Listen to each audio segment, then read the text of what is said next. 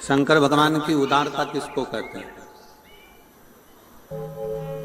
कोई पुण्य सिरसा वालों के होंगे, कोई पुण्य और बहुत प्रबल होंगे जो बाबा देव अधिदेव महादेव ने कृपा कर कर ये दूसरे वर्ष में शिव महापुराण की कथा सुनने का सौभाग्य दिया।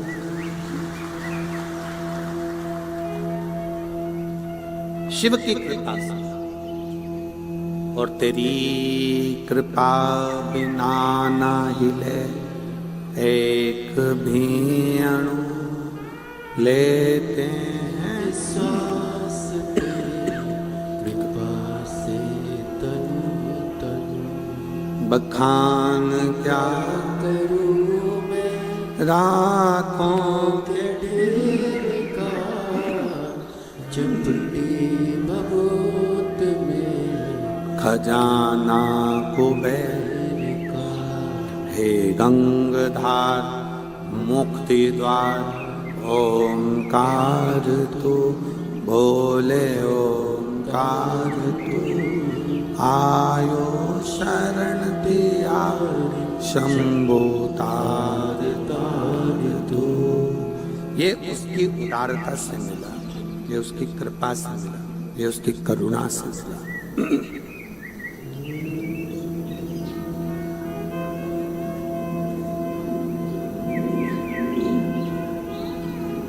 बहुला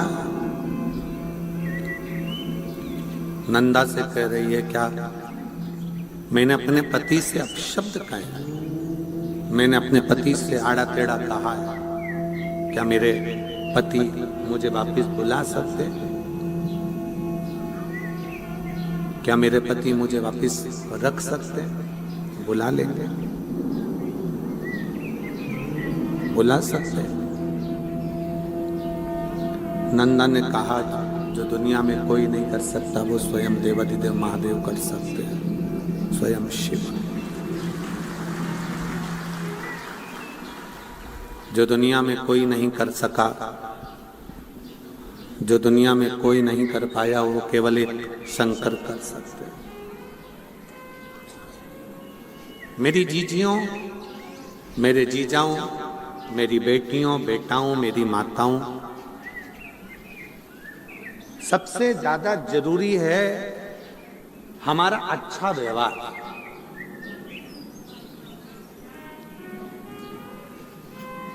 आज के जमाने में किसी के घर में धन की कमी नहीं है।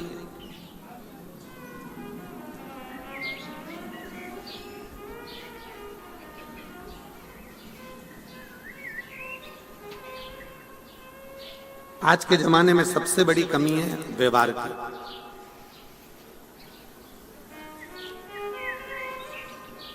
सब मेहनत कर रहा है, सब अपने भाग्य का खा रहे हैं और अपनी किस्मत में लगे हुए हैं और अपनी कर्म में लगे हुए हैं।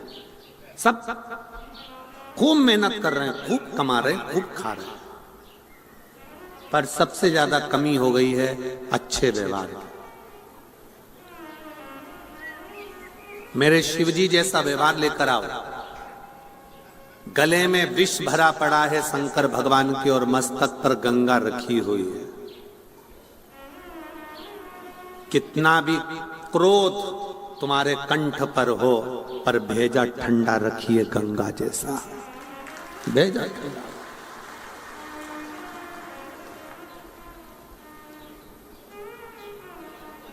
आज के जमाने में व्यक्ति का भेजा ठंडा नहीं है, मस्तिष्क ठंडा नहीं है, दिमाग ठंडा नहीं है। गुस्साया, क्रोध में आकर तलवार ली, चक्कू ली और मार दिया। कितनी देर लगी? चक्कू मारने में लगी कितनी देर? 10 मिनट।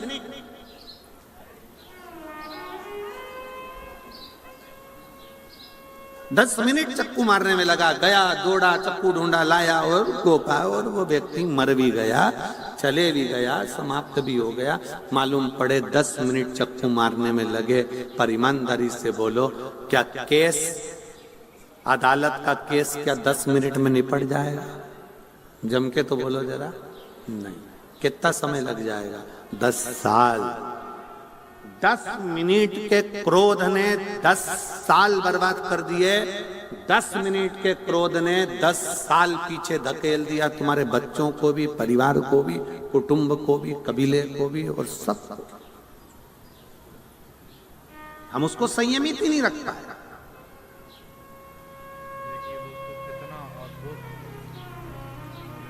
अगर चाहते तो गुरु नानक देव जी कह सकते थे, नामदेव तुझे मंदिर के पंडित जी ने निकाल कर बाहर फेंका है, जा वापिस जा। पर नामदेव जी को गुरु नानक देव जी ने शांति का पाठ पढ़ाया, शीतलता का पाठ पढ़ाया। जो बोले सो निहाल। गुरु नानक देव जी ने शांति का पाठ पढ़ाया और गुरु नानक देव जी ने कहा, नामदेव भले तुझे मंदिर से बाहर निकाल दिया, पर तू चिंता मत कर। अगर तेरा विश्वास पक्का है, तेरा भरोसा पक्का है, तो वो मंदिर में रहने वाला शंकर भगवान भी तेरे लिए मंदिर का गेट पलट देगा। और पलटा। आपका विश्वास सबसे मूल है, आपका भरोसा सबसे मूल है। अगर विश्वास नहीं है तो परमात्मा भी नहीं है, भरोसा नहीं तो भगवान भी नहीं है। भगवान नहीं है।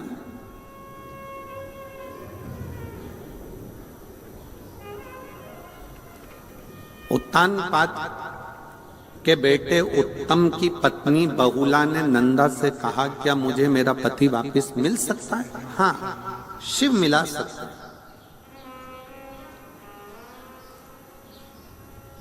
शंकर भगवान एक ऐसे हैं जो मिला सकते हैं। शिव जी का काम है मिलाना।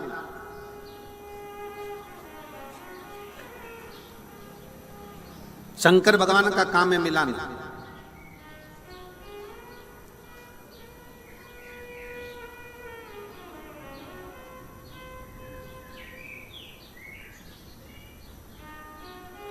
बहुला नंदा के कहने पर शिवलिंग का निर्माण करती है, पूजन करती है, आराधना करती है और कथा कहती है कि उत्तम को लगा कि मेरी पत्नी कहीं भटक रही है, तो वो ढूंढते ढूंढते पहुंचता है, अपनी पत्नी को लेकर आता है। शिव महापुराण की कथा कहती है, अगर रिश्ते टूटने की कतार पर आ गए हैं, संबंध खत्म होने की कतार पर आ गए हैं, तो निवेदन है उन संबंध को अदालत तक लेकर मत जाओ। ले जाना है तो एक लोटा जल भर कर दोनों पति पत्नी शंकर के मंदिर जाओ, उसको जोड़ने का प्रयास करो। मंदिर तक जाओ, शिवालय तक जाओ, शंकर भगवान की चौखट तक जाओ।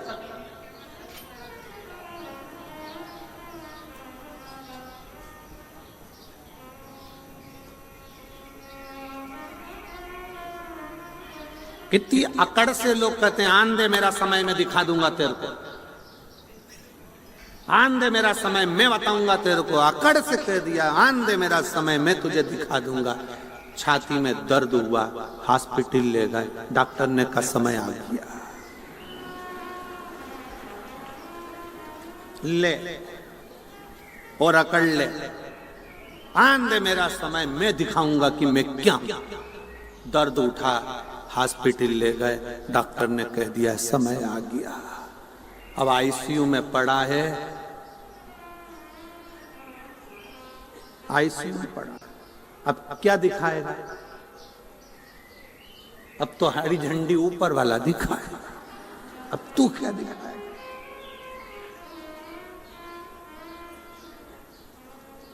ये तो उसमें का हाल हो गया ना कि टीचर ने सारे बच्चों से कहा, सारे बच्चे कल क्रिकेट पर निबंध लिखेंगे, तैयारी कर कर आना। सारे बच्चे क्रिकेट के निबंध की तैयारी कर कर लाए। सबने अपनी अपनी कॉपी में निबंध लिखा क्रिकेट पर निबंध लिखा। तब क्रिकेट पर निबंध लिखते लिखते सबकी कॉपी सर ने चेक करी, टीचर ने चेक करी। एक बच्चा बैठा था, उससे कहा ला तेरी कॉपी ला। उसने कॉपी दिखाई और जो कॉपी दिखाई तो पूरी कॉपी खाली थी, पूरी कॉपी खाली। और नीचे लिखा था पानी गिरने के कारण मैच स्थगित कर दिया गया। पूरी कॉपी खा ली है, पूरी कॉपी खा ली। और नीचे एक लाइन में लिख दिया, पानी गिरने के कारण मैच स्थगित कर दिया गया है। टीचर को चक्कर आ गया।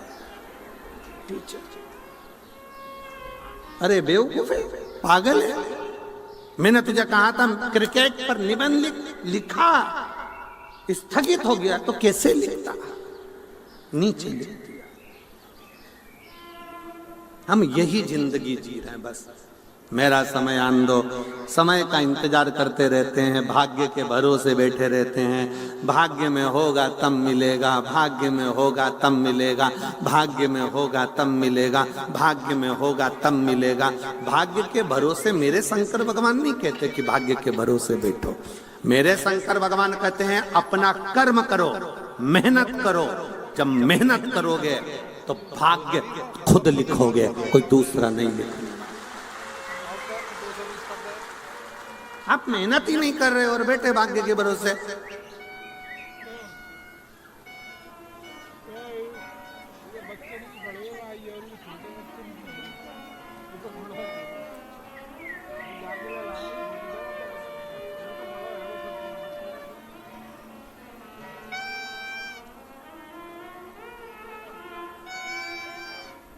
गोपाल जी, एक बैंड वाले का फोन आया, बैंड बजाने वाले का। वो पुंगी वाला बैंड, वैसा नहीं इंसान का बैंड बजा रहे हैं, तो बैंड बजाने वाले का फोन आया सीहोर, और उन्होंने कहा गुरुजी से बोलो हमारा आजकल बैंड बाजे का धंधा सही चल नहीं रहा है, डीजे ने हमको फेल कर रखा है, बहुत तकलीफें आ रही हैं, बहुत। ऑफिस से फोन आया आशीष के पास। आशीष हमको बोला, कहे गुरुजी ऐसी ऐसी बात है। हमने कहा बैंड वालों से भी कहो कि अच्छी मेहनत करें, कुछ नया मेहनत कर कर आगे बढ़ो, खूब परिश्रम।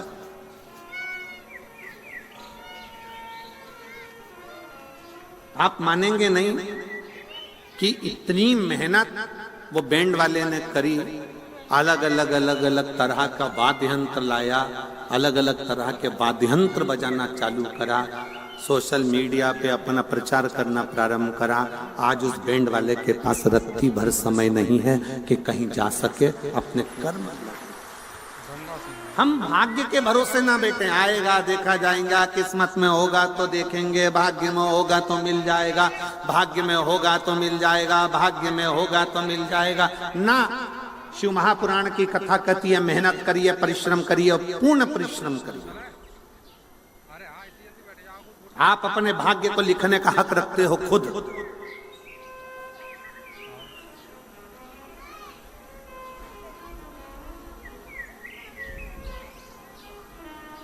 बहुला ने कहा क्या मेरे भाग्य में मेरा पति मुझे वापस मिल सकता है? नंदा ने कहा भाग्य तुम्हें लिखना पड़ेगा, थोड़ा व्यवहार चेंज करना पड़ेगा, अच्छी वाणी बोलना पड़ेगा, सम्मान के शब्दों को लाना पड़ेगा, अपने आप घर सुधर जाएगा।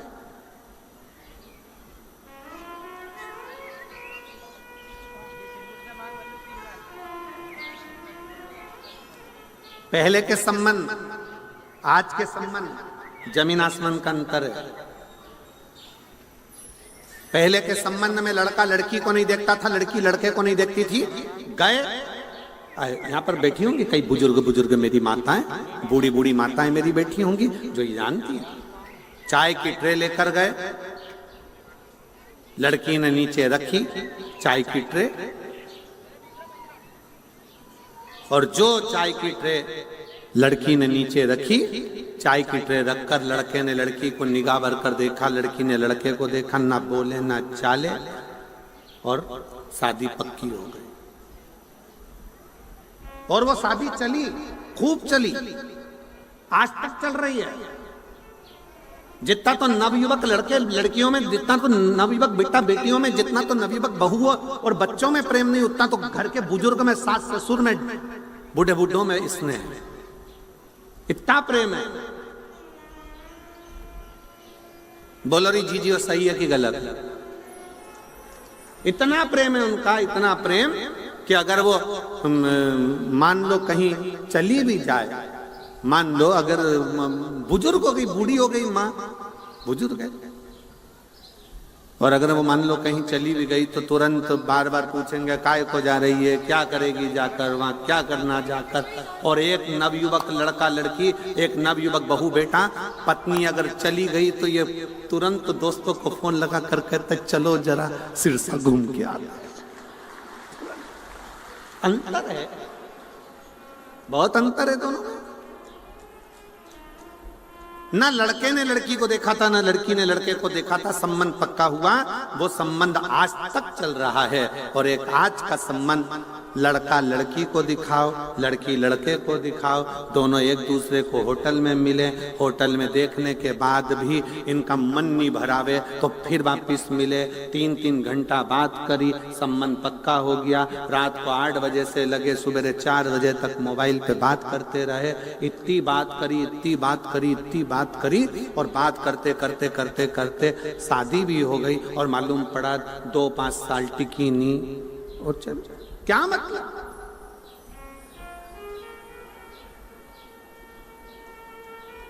क्या मतलब? संबंध प्रेम के होना चाहिए, स्नेह के होना चाहिए। और जब प्रेम का संबंध हो, प्रेम का संबंध जब बना रहे तो उसका एक सुख अपने आप रहता है, अपने आप। आज का जमाना तो इतना विचित्र हो गया कि लोग आपस में ही डर के मारे संबंध निभाते हैं। एक पत्नी पति से बोली, सुनो मैं ऑफिस जा रही हूं,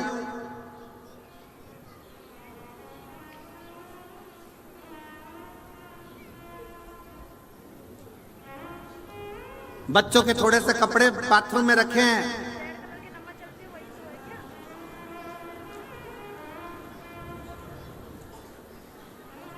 हो सके तो तुम धो देना, नहीं तो मैं आके धो दूंगी। हो सके तो तुम धो देना, नहीं तो मैं आके धो दूंगी। पति बहुत देर तक सोचता रहा, अगर मैंने नहीं धोए तो ये कपड़े नहीं धोएगी, मुझे धोएगी, ये पक्का। क्योंकि धमकी देके गई है, तुमसे धुल जाए तो ठीक, तुम धो देना, नहीं तो मैं आके धो दूंगी। अब इसने ये नहीं करा, कहा कि कपड़े धोऊंगी, तो उतने डिप्रेशन में पड़ गया। आखिर में उसने सोचा अपने बच्चों के कपड़े धो दो, नीचे डाल कपड़े डाल, सब दो पर दो।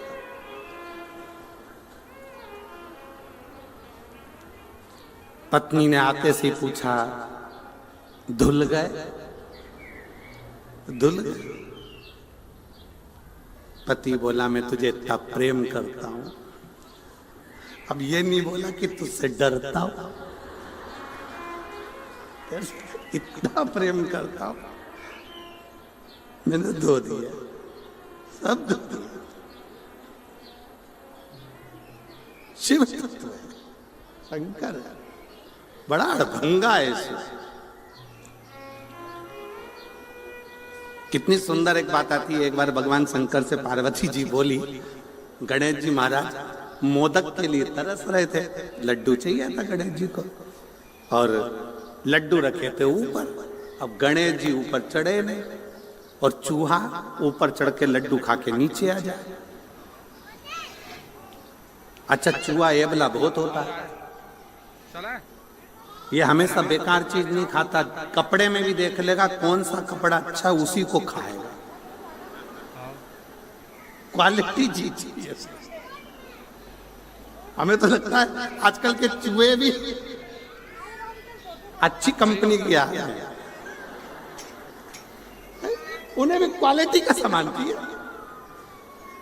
बेकार पटक तो तुम देखो, एक चूहे की वो चूहा पकड़ने की होती है ना, है?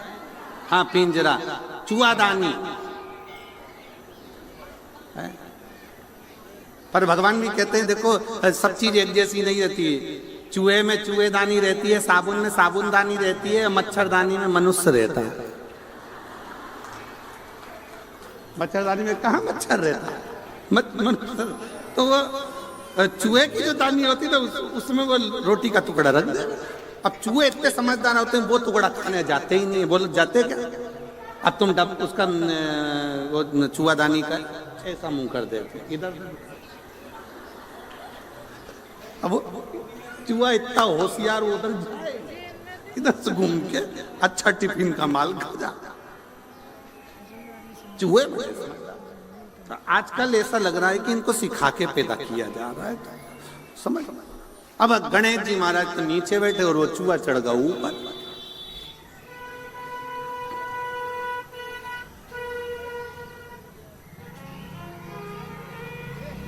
और धोती खावे कुर्ता खावे, खावे नए नए रूमाल, गणेशा मेरी कुटिया में तेरो चूहा करत कमाल, गणेशा मेरी कुटिया। अच्छा सामान चाहिए।